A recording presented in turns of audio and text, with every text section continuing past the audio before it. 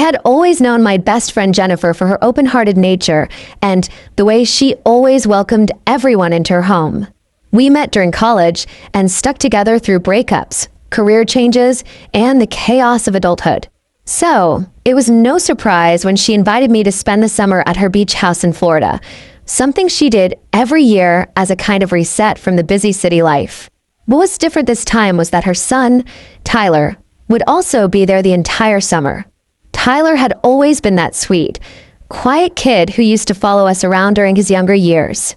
I remember helping him with homework when Jennifer was busy or cheering at his Little League games. But it had been years since I last saw him. He was now 19, tall, athletic, and carrying himself in a way that no longer resembled the boy I remembered. It caught me off guard at first. I felt strange noticing how much he'd changed, but I quickly brushed it off. He was still Jennifer's kid, and I was just Aunt Sarah to him. The first few days at the beach house were like a dream. The salty breeze drifted through the open windows. The sound of waves crashed just yards away, and life slowed down to a pleasant hum. Jennifer spent most of her days in town working remotely from a local cafe, while Tyler and I were often left to ourselves. He was respectful, helpful, and always asked if I needed anything when Jennifer wasn't around.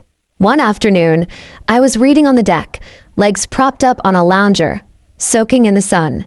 I wore a simple sundress, nothing revealing, just something airy and comfortable.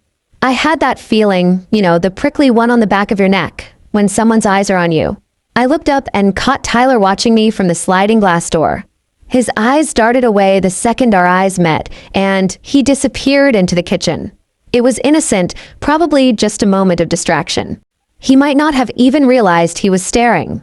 I didn't want to make it weird, so I let it go. But it happened again.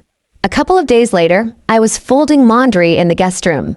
I turned and saw his reflection in the mirror above the dresser.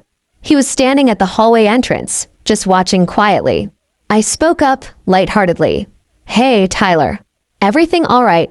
He blinked, startled, then scratched the back of his neck and gave me a half smile. "Yeah, sorry. I just didn't mean to sneak up. Mom said she's bringing food. Want anything?" I nodded, pretending that nothing about his behavior felt out of place. But inside, I was starting to wonder. Was I imagining it? Was I reading too much into things? The moment that really tipped the scale came during a stormy evening. Jennifer was staying the night at her friend's house in town, an old college reunion dinner that ran longer than expected. The rain battered the windows. Thunder rumbled through the walls, and Tyler and I were inside watching a movie. He picked some action thriller, but about halfway through, I noticed he wasn't paying attention to the screen. He was sitting sideways, head resting against the cushion, his eyes on me more than the TV. I turned to him and asked, "You okay, Tyler?" There was a pause. His mouth opened slightly, as if he wanted to say something but couldn't decide whether he should. "You've been staring a lot lately," I added, keeping my tone playful but firm. He looked away immediately, the tips of his ears turning red. "I know. I'm sorry. I didn't mean to make you uncomfortable." I gave a little laugh, trying to defuse the tension. "It's all right. Just talk to me if something's on your mind. Don't creep around like some haunted house kid." He smiled sheepishly, and the rest of the night went on without further incident. But that moment lingered in my mind. He wasn't just a boy anymore, he was a young man figuring things out, and maybe I reminded him of something safe or familiar.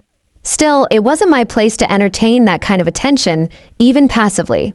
A few days later, Jennifer noticed the quietness between us. Over coffee, she asked, "You and Tyler okay? You're usually good with him, but it feels like you're walking on eggshells." I hesitated. I didn't want to stir up unnecessary drama, but I also knew if the roles were reversed, I'd want to know. So I told her the truth, lightly, gently. I said that he'd been acting differently, that I caught him staring a few times, and it felt odd. Jennifer's face changed, from confusion to concern. He's been through a lot since his dad passed. Maybe he's just seeking attention in weird ways. I'll talk to him. I felt a wave of guilt for saying anything. Tyler wasn't a bad kid. He wasn't doing anything explicitly wrong. He just didn't understand boundaries yet. Still, I was relieved when the air cleared after Jennifer's talk with him. He became less tense around me, more normal. Whatever conversation they had must have helped. A week later, something unexpected happened. I was cleaning up after dinner, alone in the kitchen, when Tyler came in and offered to help. I handed him a towel and let him dry the dishes. "I owe you an apology," he said quietly. "Not just for staring, but for being awkward. You've always been nice to me.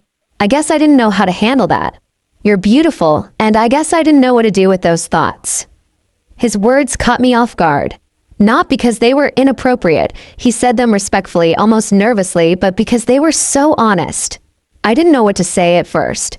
I just stood there, sponge in hand, while he stared at the sink. "I appreciate your honesty, Tyler," I finally said. "But it's important to understand the difference between admiration and action.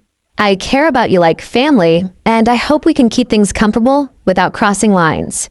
He nodded genuinely. "I understand. I just wanted to be honest. That's all." That was the end of it. No tension, no drama. Just a rare moment of growth for him and for me. Over the rest of the summer, things mellowed. He became more relaxed, more like the Tyler I remembered. Jennifer and I had our late-night talks again. Laughter returned to the house, and I no longer felt like I had to walk around cautiously.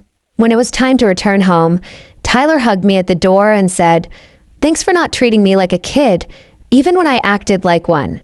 I smiled and patted his shoulder. "You're figuring it out. Just don't forget that respect goes a long way."